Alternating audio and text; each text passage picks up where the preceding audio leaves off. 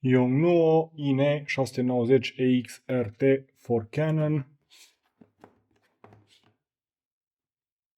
Acumulator propriu de 200 de mAh. Hai să vedem ce are în cutie.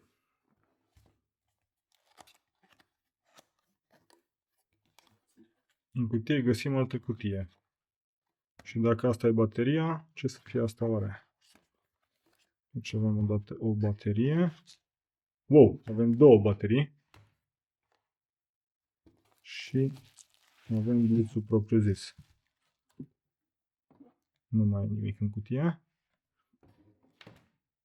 Un cablu USB Type-B sau A la USB Type-C.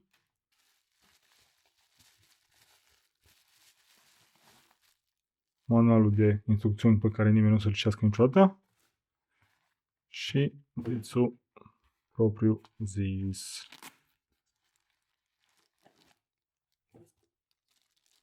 Care vine încă o pungă.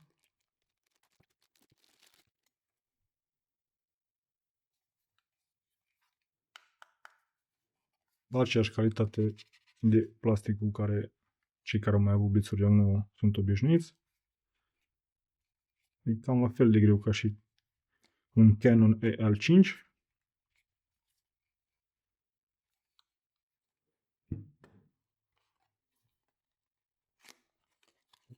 Deci, bateria.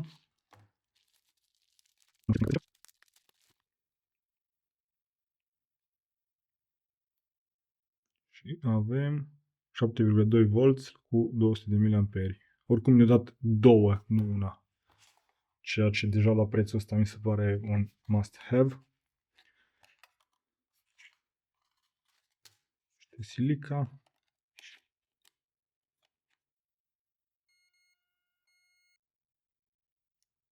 Aparent era pus în slave.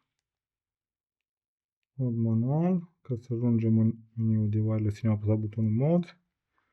Și pe noi ne interesează slave-ul clasic. Și avem grupurile.